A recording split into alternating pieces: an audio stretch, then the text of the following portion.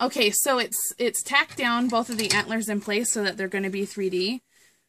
Now you pull it off, and you just want to focus it on my lap, babe. Thanks. So right here, I'm just going to trim the excess off, and it will satin stitch across that, so you don't have to worry how close you get. I get as close as I can get to those tack down stitches.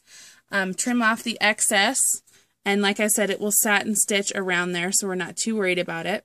Now when you're doing the satin stitching, make sure you move the antlers so that it doesn't get tacked down, satin stitched here or satin stitched here. Okay, so make sure you watch your machine.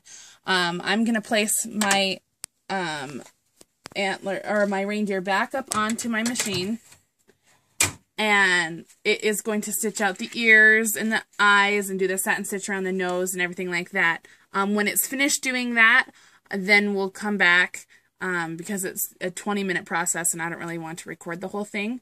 But before you do the satin stitches, make sure you take your iron, I'll pull it back off, sorry. Take your iron and heat bond press it again to make sure that the heat bond light bonds to your towel.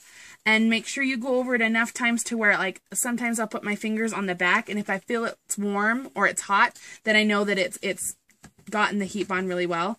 Make sure that it is bonded to your towel as good as possible so that it will prevent puckering when you wash and dry it. Alright, so he is finished stitching out, so this is what he's going to look like when you pull him off your machine. His antlers are all satin stitched in place, and they are 3D'd. So you just pull them from your tearaway.